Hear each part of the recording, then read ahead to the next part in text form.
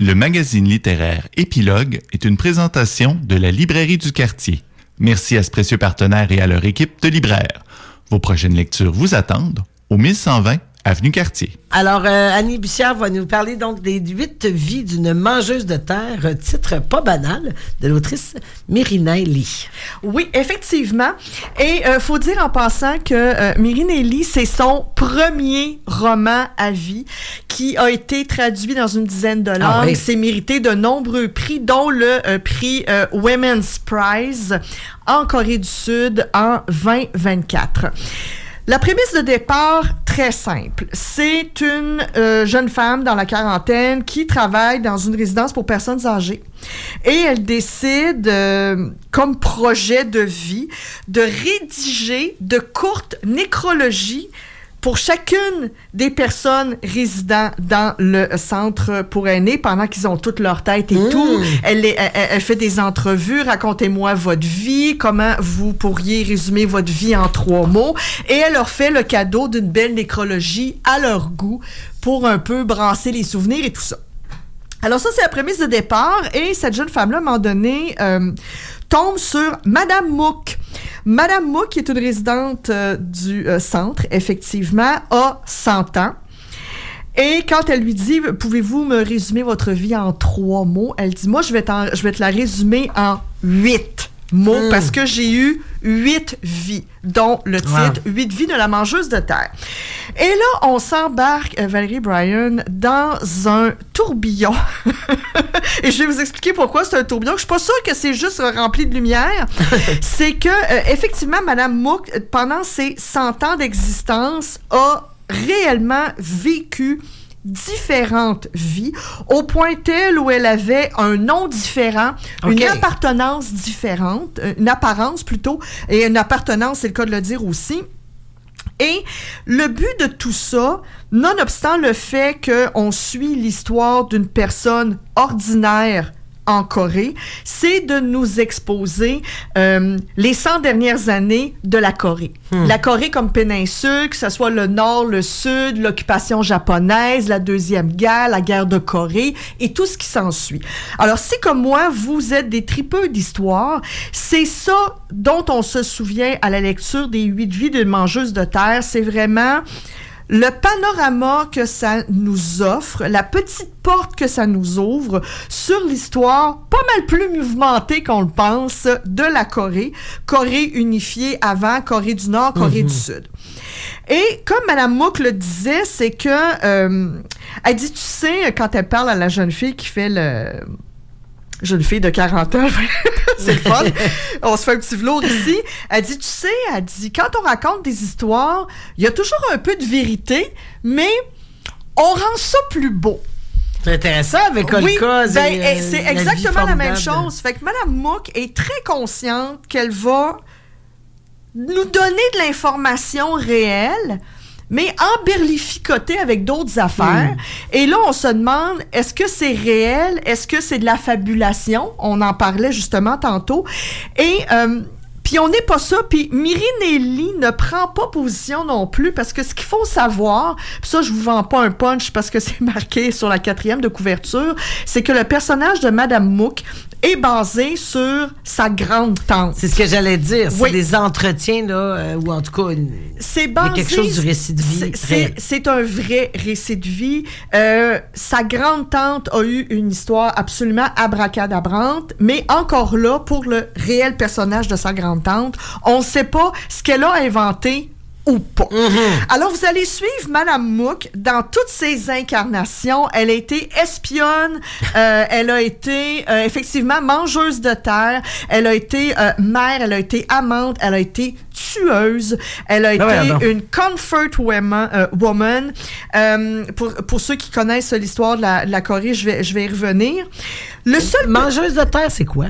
Mangeuse de terre, c'est que quand elle était toute jeune, le personnage, quand il était tout jeune, habitait dans ce qui est aujourd'hui la Corée du Nord, avant que ça soit scindé. Alors, c'était la Corée dans le Nord. Et c'est une personne qui était dans un milieu rural, agricole, était très intuitive par rapport à la nature, sentir la pluie, sentir les feuilles et goûter la terre. Parce qu'elle disait, si j'ai à changer de place, elle prend toujours un petit morceau de terre pour y goûter, pour voir ce que lui inspire le lieu. Oh, wow, okay. Et elle le fait aussi d'une façon un peu, c'est comme une doudou. Parce que au travers de ses 100 ans, comme elle a vécu un peu partout, puis elle a été trimballée, elle, ce qu'elle aimait, c'est goûter la terre dans l'optique de retrouver le goût de sa terre natale qu'elle a eu beaucoup de difficultés à retrouver au fil du temps. Et ce qu'on apprend aussi, nonobstant tout ça, l'histoire de la Corée, l'occupation japonaise 1910 à 1945, les aléas de la guerre de Corée aussi, c'est de voir, comme elle habitait dans le nord de la Corée, pas loin de la frontière avec la Chine, c'est de voir aussi, malgré le fait que ce sont des pays, disons, barré à double tour, il y avait toujours des échanges. Échanges personnels, échanges de biens et tout. Alors, c'est de voir comment ces frontières-là, malgré tout, étaient poreuses.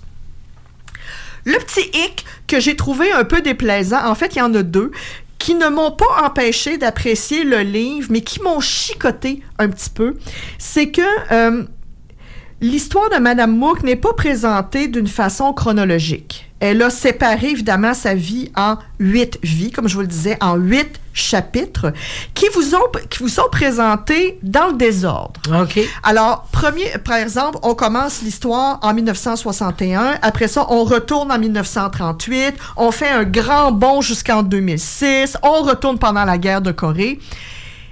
Prenez-vous des notes. Honnêtement, on s'y perd un peu. Oui, et même, ça doit même enlever, j'allais dire, il y a un caractère d'évolution de ces différentes identités qui aurait peut-être été intéressant à voir qu'est-ce qui a mené d'une à l'autre, en fait.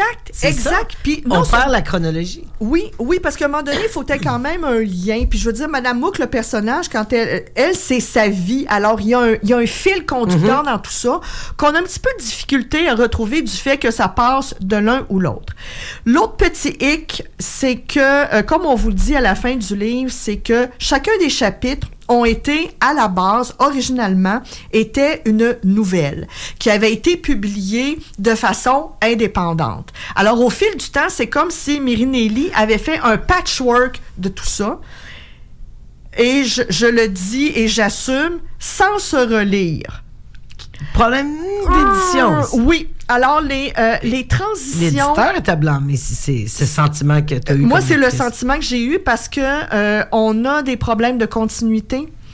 On a des problèmes aussi de transition et il y a des problèmes aussi que certains éléments, comme moi, je l'ai lu quand même assez rapidement, j'étais capable de se dire, voyons, il y a 100 pages, c'est pas comme ça qu'elle avait présenté, puis il y a des incongruités dans le fil narratif du fait que Mirinelli a dû les écrire de façon très, très, très indépendante. Alors, le petit fil conducteur, on le vend un peu moins bien. Puis ça, ça me chicote, mais pas suffisamment pour vous dire à ne pas lire. Ouais, OK? Si vous vous intéressez à l'histoire de la Corée, on la connaît pas beaucoup. C'est une histoire fabuleuse. Et c'est de voir comment les gens se sont débrouillés, comment ils ont essayé de survivre. C'est pas tout le monde qui a survécu. Soit la Deuxième Guerre, l'occupation japonaise, la guerre de Corée.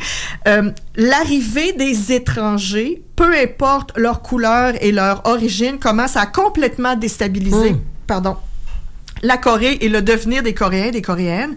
Comment, à cette époque-là, il y avait beaucoup d'Occidentaux qui faisaient partie de mouvements religieux qui, soudainement, ont décidé qu'il y avait man en Corée, Corée du Nord, Corée du Sud, et sont allés s'installer là, sous le couvert de faire apprendre l'anglais aux Coréens, Coréennes. C'était un autre projet de société qu'on amenait, considérant les peurs communistes tout autour et le fait, c'est surtout après la Deuxième Guerre, on voyait la guerre de Corée s'en venir, l'influence des Russes, des Soviétiques, l'influence des Américains. Alors, il y a beaucoup de groupements religieux, je le dis poliment comme ça, qui sont allés faire toutes sortes d'expériences humaines, pas toujours remplies de succès. Et L'autre point, c'est que si vous connaissez pas l'histoire des femmes de réconfort, qui est encore un gros point de contentieux diplomatique entre la Corée du Sud et même la Corée du Nord et le Japon, c'est que dès le début, dès l'arrivée des Occidentaux ou des étrangers dans le pays, ils arrivaient avec leurs armées. Alors, qu'est-ce qu'ils ont fait? Ils kidnappaient des jeunes filles, les enfermaient à double tour dans un entrepôt et les armées leur passaient dessus. Et les pays étrangers, principalement le Japon, ont refusé jusqu'à aujourd'hui de reconnaître ce qu'ils ont fait. C'est du trafic sexuel. Carrément. C'est du kidnapping, c'est de l'esclavage. Et après quand la jeune fille était trop épuisée, qu'est-ce qu'on faisait? C'est une vie, hein? ça se termine tellement facilement. J'aime beaucoup l'euphémisme femme de confort, dit comme ça. Parce j'aurais pensé à plus des escortes ou quelque chose de... On les appelait les femmes de réconfort. Parce que après avoir guerroyé, c'est important que les hommes puissent se la couler douce. Alors, c'est sûr qu'il y a des histoires difficiles à lire. Il y a des scènes particulièrement difficiles à lire. Si vous avez eu la chance d'aller en Corée, vous avez plusieurs musées qui vous expliquent justement ce qui est arrivé à ces femmes de réconfort-là et les impacts que ça a eu dans la société. Et à la fin, on se dit... est-ce qu'elle fabulait ou elle nous a dit la vérité? Puis à la limite, on s'en fout. Parce que ça fait une bonne lecture pour qui veut commencer son apprentissage de c'est quoi la Corée du Nord. C'est ça qui explique les petits sauts de cohérence. C'est qu'on d'une fois à l'autre, elle arrangeait sa réalité. Elle arrangeait sa réalité, mais d'un point de vue de lectrice, c'est plus difficile à suivre. Et certains chapitres aussi, comme la personne qui fait la narration n'est pas clairement identifiée, il y a comme des sauts narratifs aussi. Alors, c'est sûr que les vertus littéraires, peut-être un peu moins. Les vertus historiques, oh que oui. Et le titre, prend son sens au fur de la lecture. Mirinelli, chez Phébus, les 8 vies d'une mangeuse de terre. Merci beaucoup. Donc, on pourrait dire les 8 vies de la Corée. Merci beaucoup, Annie Bussière. On poursuit.